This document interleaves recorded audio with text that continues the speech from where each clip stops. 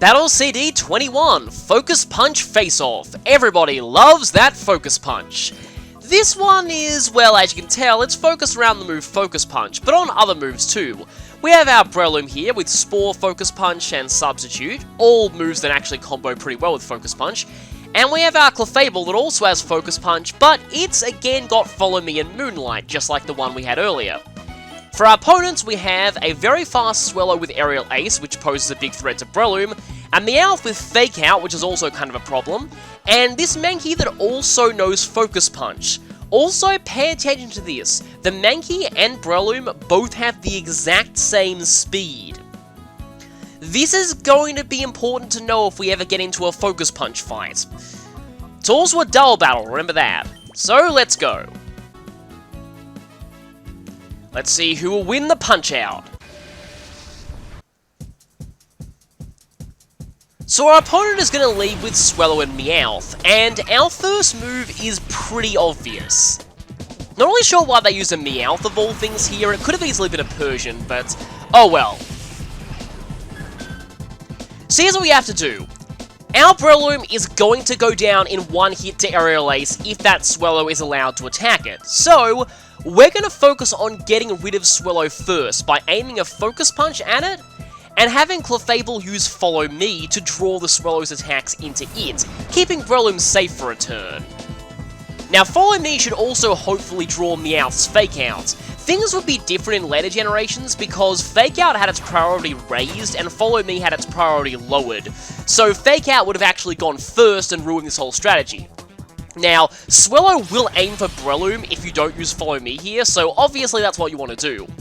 And Focus Punch, with its massive power, same type attack bonus, that critical hit was completely unnecessary. Swellow always goes down in one hit to Focus Punch. I've seen some guides that say you should Spore Swellow. There's absolutely no need, because it always goes down to one Focus Punch. Speaking of Focus Punch, the Mankey is on the field, and it has its own Focus Punch. So, what do we want to do actually? Mankey's Focus Punch poses a threat to Clefable, and the problem is that Breloom and Mankey are both speed tied, so if we both go for Focus Punches, it's a coin flip who gets theirs in first. But really though, if you lose Clefable here, it's actually not that big a deal. So what I'm going to do here is I'm going to go for Follow Me again, hopefully drawing Mankey's Focus Punch. Okay, you charged first, that means you probably won the speed tie. Because, yeah, Focus Punch, its charge-up turn actually takes place at the very start of a turn. It has the highest priority possible. In fact, in Generation 3, it even out-priorities switching, but you wouldn't know that, without, the AI doing it. It's kind of hard to explain. Basically, if the AI decides to switch out a Pokemon and also decides to use Focus Punch, they charge up and then they switch, due to the way that priority works in Gen 3, at least that's what I think. So, this Meowth is going to use Payday, and it will always stop our Focus Punch, because if you get hit during the Focus Punch charge-up turn, you don't get the attack off. But we can just Spore it, and that's fine. So even though we lost, that critical hit is pretty much no consequence, even though we lost Clefable, this really isn't that big a deal, because now that Meowth is asleep, unless it wakes up instantly, we can just Focus Punch it and it's gone. So this is kind of an interesting battle CD, but it's really not that difficult once you know how to do it. It also shows the way that a lot of different moves interact with Focus Punch, which is kind of nice. Two strategies, Spore Punch and Follow Me Punch, that are both pretty useful. Also, Meowth's fainting animation is amazing. We never got to see it earlier in the playthrough because, obviously, I didn't want to knock out the Shadow Meowth, but now we're seeing it, and it's amazing.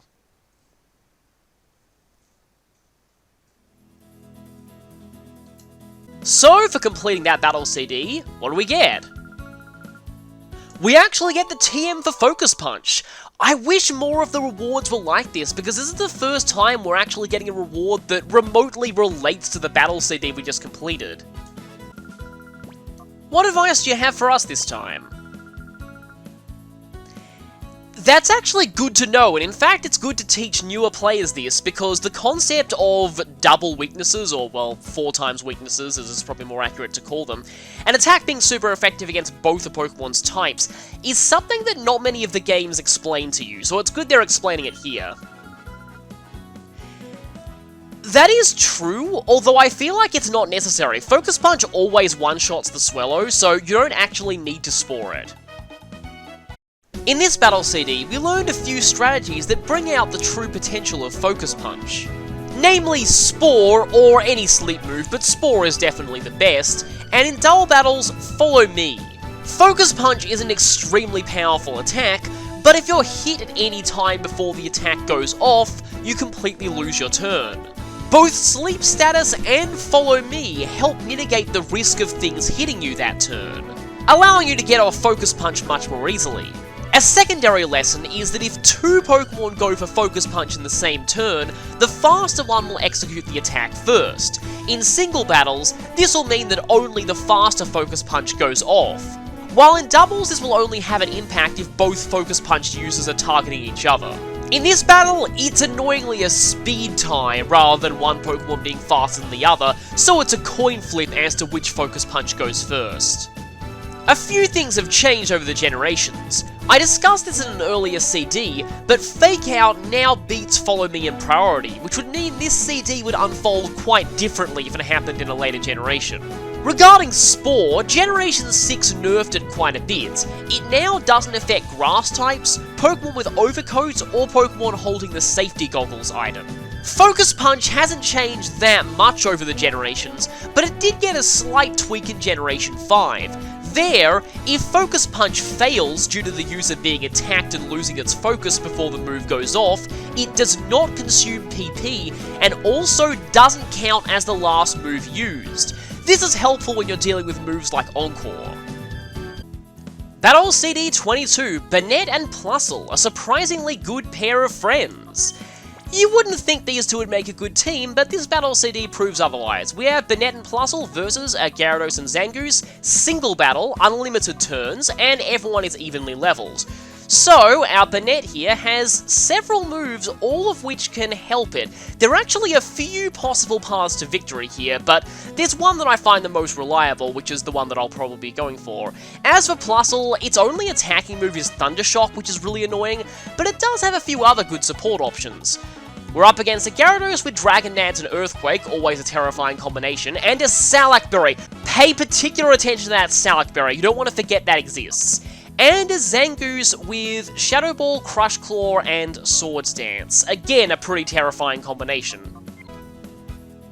How will the unlikely duo pull this off? Let's see. So, here is the Blue Terror itself, and Intimidate is going to throw a little bit of a wrench in our plans. But we can pretty much neutralize any threat this thing poses, mainly due to the way that the AI works. So this Gyarados is going to keep spamming Dragon Dances until, I think it does it until it's reached maximum. However, we're going to use a move that will steal any Dragon Dances that it uses. So here's how Snatch works. At the start of a turn, it does exactly what it says. You wait for the target to make a move. If the target uses a stat-raising move, or certain other non-offensive moves, you steal that move and immediately gain its effects, and they don't gain its effects. So that Gyarados did not use Dragon Dance, we did. We're now at +1 speed, but neutral attack because of the Intimidate.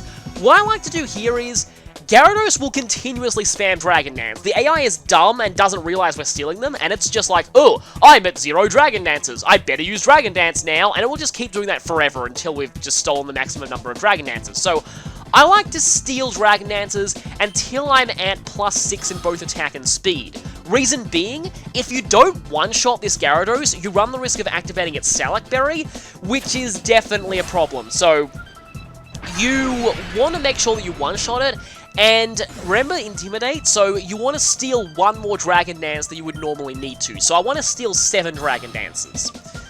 You can use the move's PP or the turn number to keep track of how many Dragon Dances you've stolen, but this Gyarados is no threat because its AI will just continue to use Dragon Dance, so really this is just a test of you understanding what Snatch does.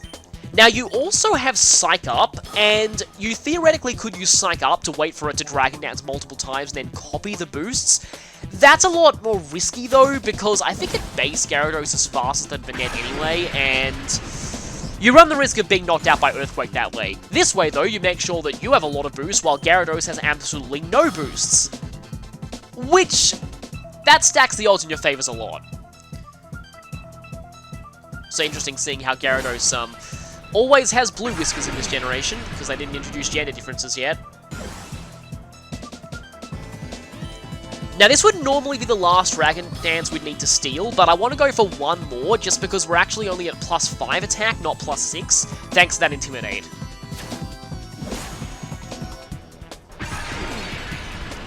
It's a bit annoying Banette doesn't have a specific animation for Dragon Dance, because I love the way that Gyarados just flails all over the place when he uses the move. It's not exactly an elegant Dragon Dance, but I guess it works for it. Now, if I've done this right, it should say that my attack rose, but that my speed can't go any higher. Yeah, see, it just says attack rose. So we're now at absolute maximum, so let's go for a Shadow Ball. This should one-shot the Gyarados. Like I said, if you don't one-shot it, it's likely to activate its Salac Berry, so I like to make sure that I get it in one hit. Now, we're up against Zangoose here, and here's the sad thing. Normally we'd easily be able to sweep, but our only attacking move is Ghost type, which normal nullifies. So, Banette can't actually do anything. All it can do is sacrifice itself to make things easier for its partner. The way Grudge works is, if you're knocked out during the duration of Grudge, then the move that dealt the final blow loses all of its PP. A lot of people don't like Grudge, they'd rather use Self-Destruct, Explosion, or... That is the first time that's happened! Oh well, let's go for Grudge again. But, yeah. A lot of people would rather go for Destiny Bond or Explosion, but Grudge is actually useful in some situations. Getting rid of a certain move can open it up for another Pokemon to sweep, and that's what we're gonna attempt to do here. So, now that Zangoose has lost Shadow Ball, it's gonna immediately go for Swords Dance, and that's what we want, because we're gonna Encore to lock it into using Swords Dance. This will buy us some time to defeat the Zangoose. Here's the problem though, we need either 2 charged Thunder Shocks or 4 regular Thunder Shocks to knock it out, so that's 4 turns. Encore will probably end by then, and Zangoose is faster. If Encore ends, we are going to die, because Zangoose will have maximum attack from Swords Dance. So what we want to use here is Agility, to make sure that even if Encore does end, we're fast enough to Encore it back into Swords Dance again.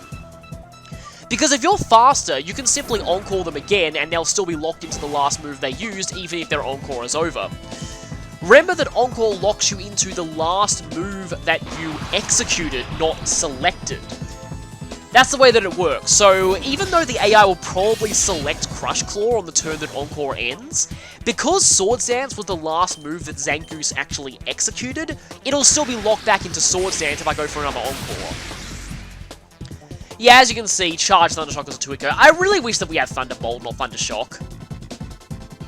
Okay, attack won't go any higher. Okay, Encore didn't end there, but I'm going to go for Thundershock again.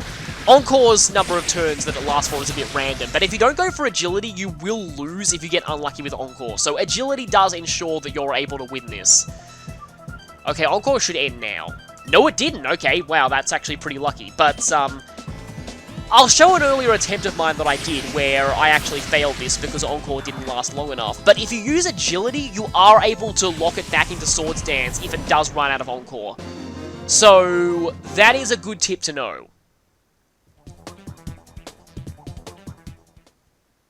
Kinda interesting, this Battle City looks like it's a little bit luck-based with the Encore, but it's actually not if you use Agility. So, for winning that, what do we get? A rare can. That's actually a pretty good reward. And, okay, your Encore is over. I think I might have actually lost this. Now I think about it, Agility might be helpful here, because it ensures that you're able to Encore it again before it...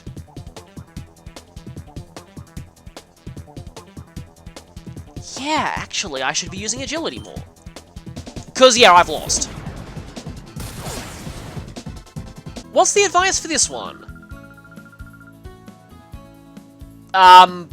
That's kind of vague. It's just referring to Snatch. I kind of wish they'd given advice on how to win Plusle's matchup, because that Agility, that really does help.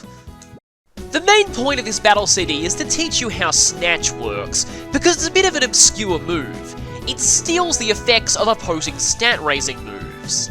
I don't see Snatch used very often in competitive play, because against a real opponent, it's not only very situational, but they're definitely not going to let you steal 6 Dragon Dances like they did here. The moment they see you snatch 1 boost, they're probably not going to go for a boost again, as they'll know you have a stat boost and can steal it with Snatch. But of course, they now know that you probably won't go for a stat-raising move and can alter their tactics accordingly.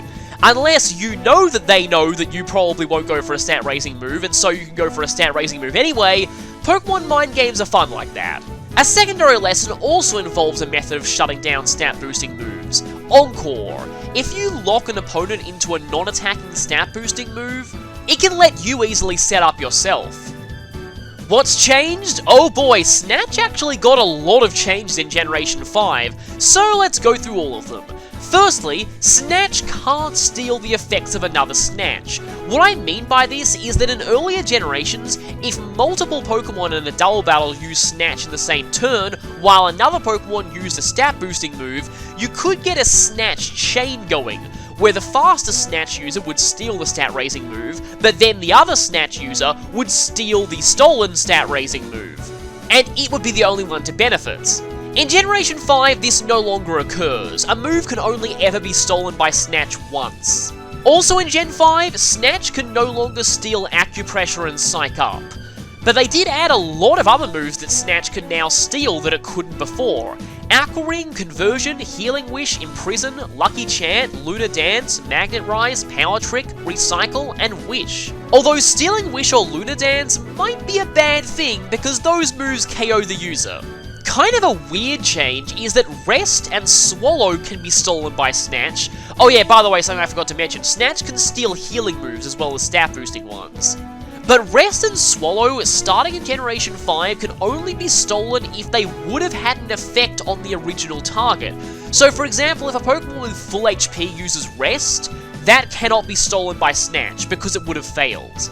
Swallow acts very, very strangely. If Swallow is stolen this way, the Snatch user recovers 25% of their max HP, regardless of whether or not they have any stockpiles. And finally, in Generation 7, Snatch can never steal Z moves. Even if the Z move is powered up for a move Snatch could have stolen, it won't work on the Z form. Battle CD 23, another great one, I love this one. Aerodactyl versus Kyogre, wait out the storm. So if we check, we have a level 49 Aerodactyl versus a level 50 Kyogre. I don't know why they made a 1 level difference, but okay then. Aerodactyl is particularly interesting. It's less of an attacker and more of a staller, and we have a Chesto Berry and Rest. Up against us is a Kyogre with pretty much the moves you'd expect from a Kyogre except for Double Edge. And yeah, those stats are pretty terrifying, and obviously Thunder will have perfect accuracy thanks to Kyogre's inherent rain. And Thunder will spell Doom for us. So how do we do this? Well, we'll see. Let's weather out the storm. I think this is the first time we're seeing an Uber Legendary in a Battle CD. This will not be the last, trust me. But here's Kyogre, and facing it down will be Aerodactyl. And it's now raining. I still love how rain looks in this game, which means that its Thunder will have perfect accuracy, its Hydro Pump will have increased power, and we're weak to both, so a single hit will take us down. Unless we use some stalling tactics. So first we're going to go for Protect. So, Kyogre has used 1 Hydro Pump. Now, Hydro Pump only has 5 PP, but remember, Aerodactyl can have the Pressure ability. It doesn't actually tell us that Aerodactyl does have Pressure, but it's pretty obvious based on its moveset. Pressure means that every move used against our Aerodactyl costs 2 PP instead of 1. So, wow, that would have probably won at KO'd 3 times over if it had actually not hit a substitute. Kyogre is now down to only 1 Hydro Pump left, because it's now used 4 PP. So, let's go for Protect, and that'll get rid of all its Hydro Pumps. And we've only burned through 1 substitute, too. So, that's Hydro Pump gone. Now we need to worry about Thunder. Thunder, remember, has 10 PP, not 5. But because of our Pressure ability, it'll take 5 turns to completely stall it out of Thunder, rather than 10, as would normally be the case.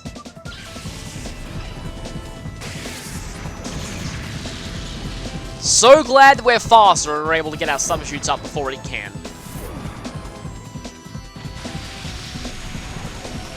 So it's used 2 PP, so it's now down to 8 for Thunder. Let's go for another Protect.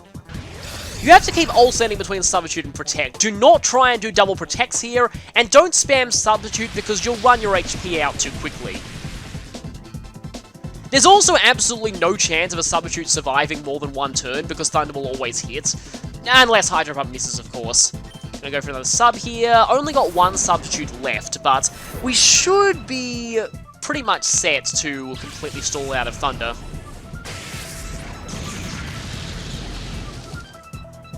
I think that would be 3 Thunders so far.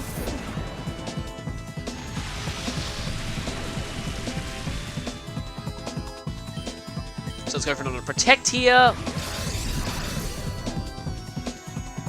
Another Thunder, which fails. And just in case, I'm going to go for another Substitute. We have enough HP, that's good. Just enough HP. And that should hopefully be the last Thunder.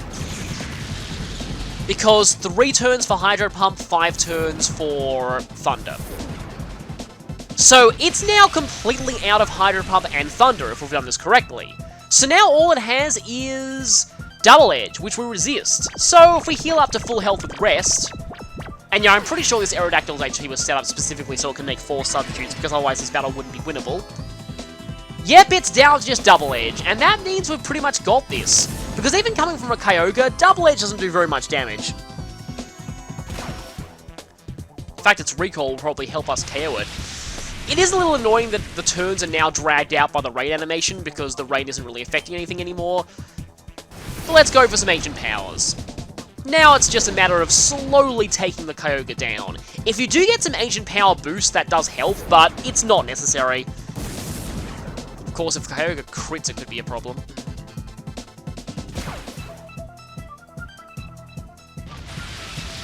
You know, just in case that happens, I'm actually going to go for a Substitute here. I'm not 100% sure if Aerodactyl survive, like, if the Substitutes are enough to survive a Double Edge. Because if they are, I might vary my strategy a little bit. Please be enough to survive. No, it's not enough to survive. Okay. I'm going to have to rest again. Which annoyingly increases the odds of a critical hit against me, but I mean, this is kind of a stalling battle, so it's kind of fitting that I'm having to stall a little bit.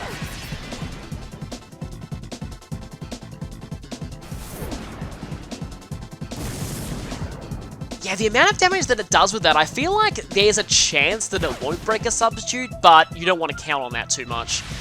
It's kind of a damage range, because it's almost exactly a quarter of my health, so it does kind of vary that way. Thankfully, you always know that you're asleep for exactly 2 turns from rest, so in fact, we could just keep resting and rely on it to knock itself out with Recoil. That's an option too, I guess. I suppose if it gets a critical at this point, we lose anyway, so there's no real,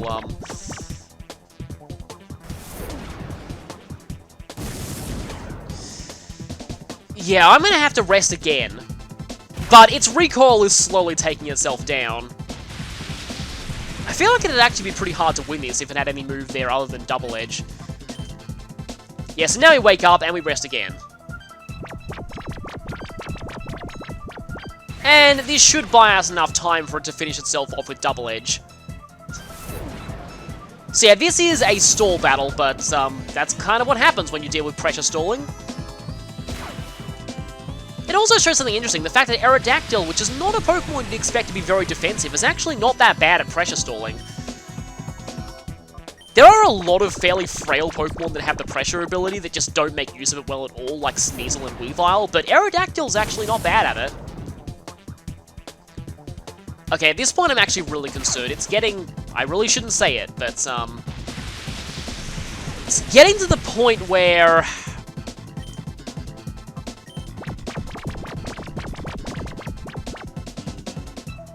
Oh wow, it's actually down to Struggle already!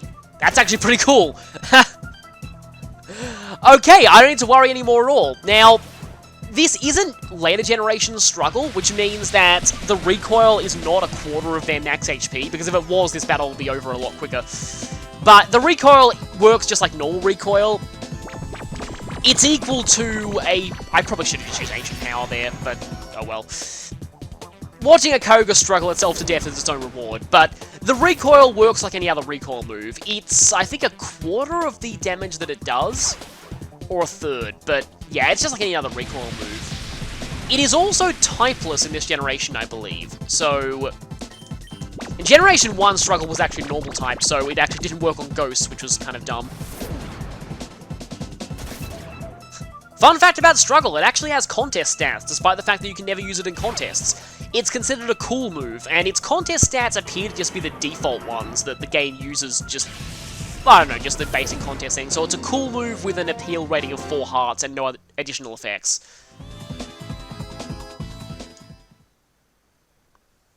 So, that is the Stalling War done.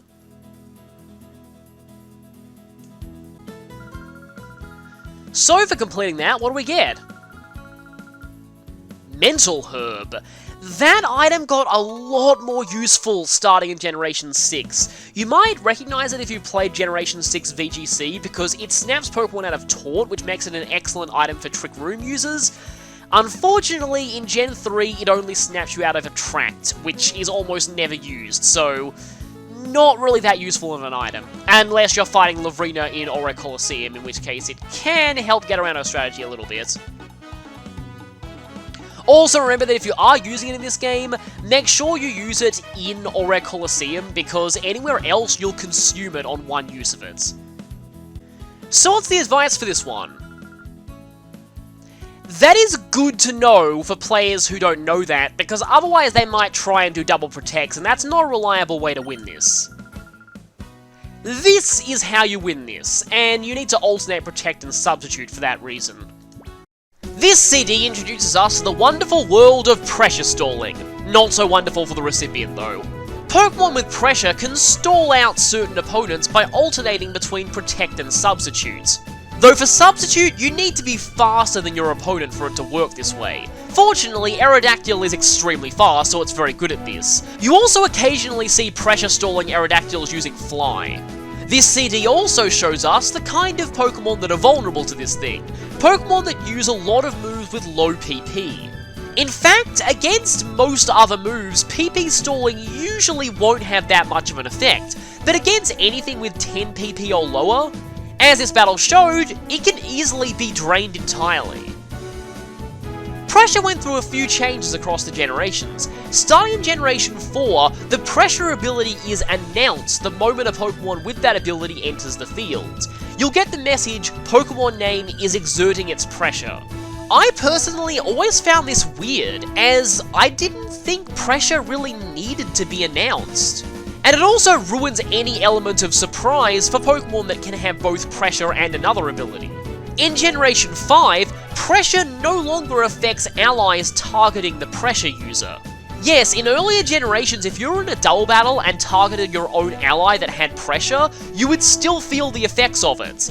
This is not true from Generation 5 on.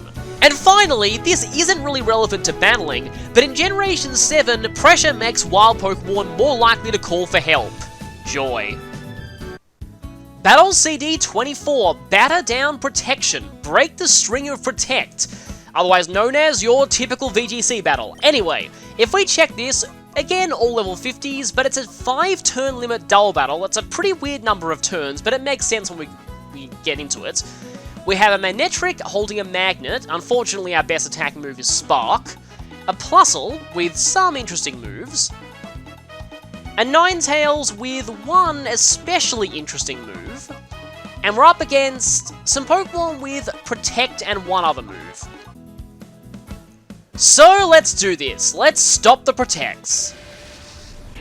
While this Battle CD's basic concept is simple, it can be very tricky to figure out the exact order you need to use your moves in to actually make it in 5 turns, mainly just due to how specially bulky that muck is at the end. But that'll be for later. For now, the AI always goes for a double protect on turn 1, so you don't want to attack here. I'm going to charge Manectric, and Plusle is actually going to switch out to Ninetales because there's nothing Plusle can really do here. Doesn't really matter if you switch manually or if you use Baton Pass, the result is the exact same, because they're going to both use Protect on this turn.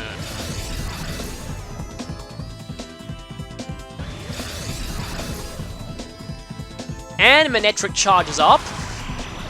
Spark is a little weak though, so even a charged Spark is not enough to KO the Hitmonlee, but I want to use it anyway, because otherwise Hitmonlee will Focus Punch us.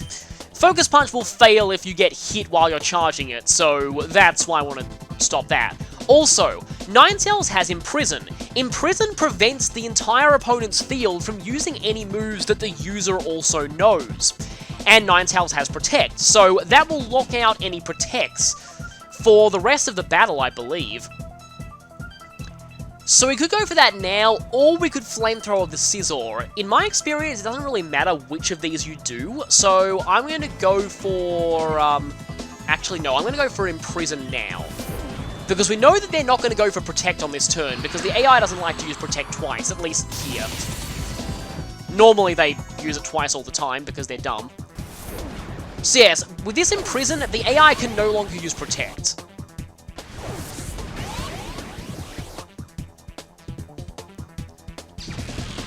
So now it's going to be a lot easier to finish off these Pokemon. You have to be careful though, because it's now turn 3. So, I'm going to go for a... Yeah, I'm going to charge, and then Ninetales is going to Flamethrower to get rid of the Hitmonlee. Even though it's tempting to Flamethrower the Scizor, I actually need to be charged before the Muck comes in. We can take out the Scizor at any time later. But if we don't take out the Hitmonlee now, somebody's going to get Focus Punched. Okay, here's Muck. This is the really annoying part of this Battle City, because Muck is just so bulky on the special side. Metal Claw is really not much of a threat. Even if it boosts its attack. So it's now turn 4, gonna go for a Spark on the Muck here, and gonna Flamethrower to get rid of the Scizor. As you can see, Muck did not go for Protect, because Imprison is still in effect, so Protect is banned for the rest of this entire battle on the AI's side. Now we're going to go for a Flamethrower to get rid of Scizor. Like I said in the last turn, you can get rid of Scizor at any time, so... While it is tempting to get rid of it earlier, the Hitmonlee is actually a bigger threat. And Muck is going to go for the Sludge. Yeah, if that critical hits, you're in trouble. So now, we just need to get rid of the Muck with Spark and Flamethrower, and hopefully this does enough combined. This is looking kind of close. That Muck is pretty bulky.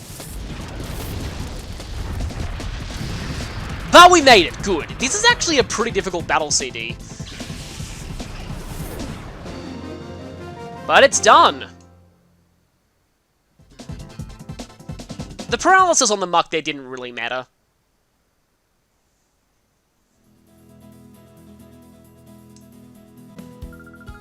So for completing that battle CD, what do we get? Lump, actually, that is great. I need that for Aura Coliseum, so it's a good thing you get one as a guaranteed prize here. And 5 of them too, that's awesome. I forgot how good the reward for this one was. The advice we have for this one is... That's pretty self-explanatory. There's only one way you can do that, and that's Ninetales' Imprison. As surprisingly difficult as this Battle CD's puzzle is, the lesson it teaches is pretty simple. Imprison can be used to prevent opposing Pokemon using Protect. You'll see this much more often in double battles than you will in singles, because in double battles, almost every Pokemon has Protect. And shutting that down can really open things up for your team. I'll just take some time here to explain in a bit more clarity how Imprison actually works.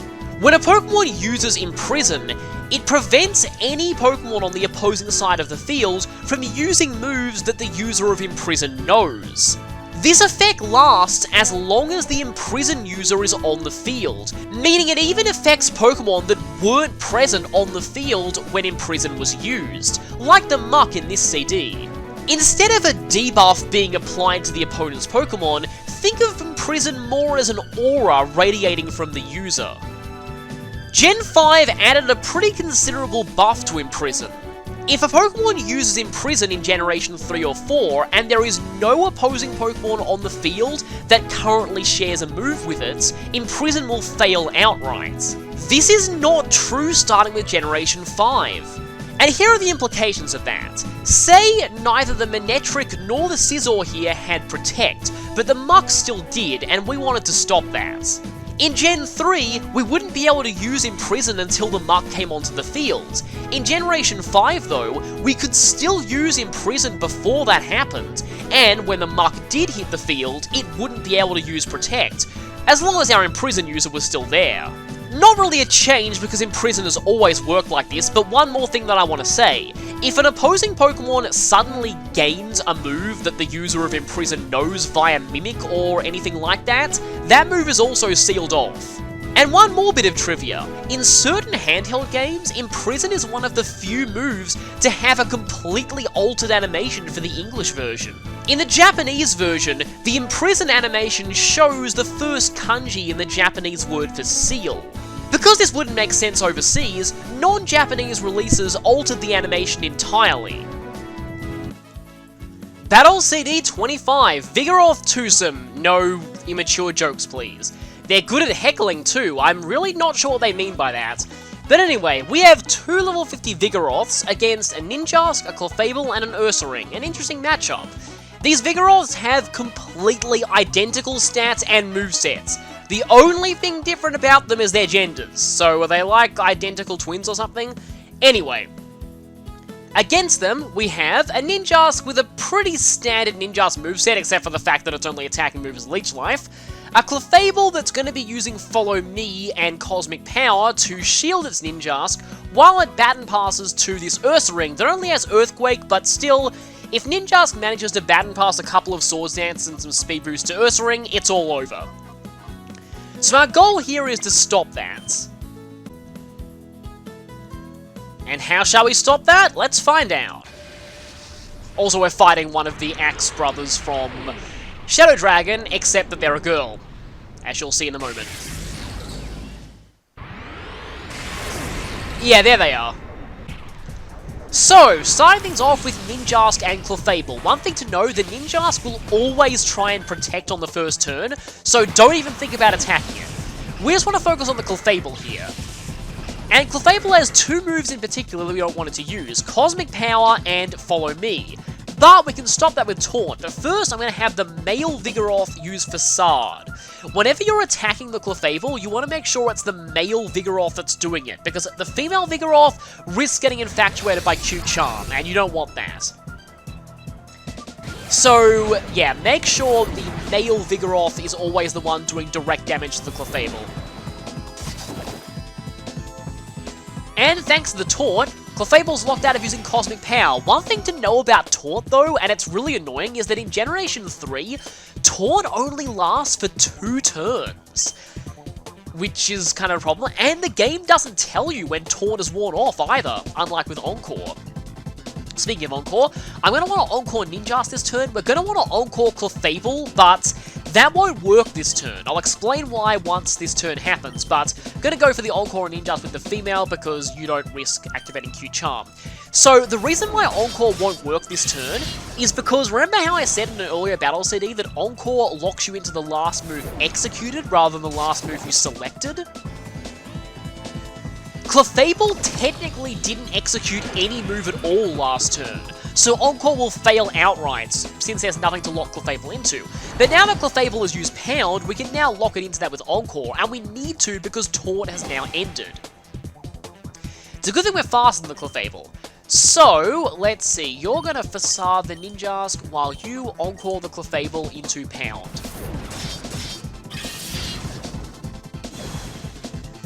Now, this battle CD can get a little bit luck-based at this point, because Encore lasts anywhere from 2 to 6 turns, and if Ninjask runs out of Encore, it will baton pass to Ursaring, and then you will instantly lose. So, that's a problem. Also, if Clefable crits with Pound, that's also a problem. Pound doesn't really do much on its own, but if it criticals, you lose half your HP, and that's enough for Ursaring to knock you out with Earthquake. So, this turn, things are looking okay, provided there aren't any critical hits. I want to... Let's see, I feel like another Facade might not finish off the Clefable. Because you want Ninjask to go down before... You want to take out the Ninjask first. Because if Clefable is still around when Ursaring hits the field, Ursaring can actually help you take out the Clefable. But Ursaring can't help you take out the Ninjask because it's a flying type. So going to go for a double Facade onto the Ninjask here, just because I'm a little bit worried about Encore ending. Now, hopefully, this should be fine. Ursaring will be sent out now. And here's the thing you need to know about Ursaring. Earthquake 2-hit KOs your Vigoroths, provided there are no critical hits involved. So, we're in good shape to survive one Earthquake now, again, provided there are no critical hits involved. Earthquake also does around 50% damage to the Clefable, so that's what I meant about Earthquake helping you take out the Clefable. Now, if you take the Ursaring down to half health and have both your Vigoroths left, this goes pretty smoothly. But if you don't, then you're kind of screwed. And that's why I don't want any critical hits to happen. Oh boy, that might have brought me into KO range of the Earthquake. Okay, let's just see how this works. This could be dicey. Oh, wow, that was close. No crits, that's great. Now let's see if this takes out the Clefable. Yes, it did, good. That's why you don't want the Clefable to use Cosmic Power, because if it does, then Earthquake won't finish it off, and you need Earthquake to finish it off. So now we just double Facade the Ursaring, and this should be pretty much over, because Ursaring doesn't have any speed boost from that Ninjask. So this is actually a pretty tricky battle CD, well, one that can go very badly thanks to bad luck. You really don't need any critical hits to happen, because if there are any crits, well, on their side, things go badly. So, funny story about this battle CD. In one of my first practice attempts at this, I completely messed things up and let Clefable use Cosmic Power, but I still was in a position to win anyway because, and I kid you not, both my Vigoroths crit the Ursaring on the same turn. And you know what the worst part about that is? I wasn't recording, so I can't prove that, but it actually happened. That was completely stupid. So this battle CD has caused a lot of weird luck for me for some reason. So for beating that battle CD, we get a White Herb, kind of like the Mental Herb from earlier, but this one restores lowered stats. It's a bit more useful than the Mental Herb in Gen 3, it works pretty well with Overheat, or Superpower sometimes. The advice for this CD is actually pretty helpful. We certainly can't win this unless we deal with Follow Me through a combination of Taunt and Encore. The lesson from this battle CD is kind of a nice counter to the lessons that we learned in earlier ones. Namely, some very useful double battle moves like Follow Me can be stopped entirely by Taunt and Encore. Meaning that Taunt and Encore are also very handy moves to have on a double battling team. In this case, both Follow Me and Baton Pass, which form the core of the opponent's team here, were entirely shut down by these moves. Taunt and Encore have gone through a lot of changes over the generations. In Gen 4, Taunt now lasts between 3 and 5 turns, instead of 2 turns like it did in Gen 3, which was actually pathetic. I forgot how bad Taunt was in this generation. Especially since I think that includes the turn that you use Taunt on. Gen 5 changes again, now it lasts exactly 3 turns if you move before the target, or 4 turns if you moved after. However, in Generation 6 they added a few measures to nerf Taunt. The Oblivious ability and Mental Herb item, both of which only blocked Attract in earlier generations, making them pretty useless, now also block Taunts. The Aroma Veil ability, introduced in Gen 6, blocks both Taunt and Encore, which also went through a few changes. In Generation 4, Encore lasts from 3 to 7 turns instead of 2 to 6 like in Gen 3, making it potentially very powerful. Gen 5 both nerfed it and made it a bit more consistent, now it lasts exactly 3 turns.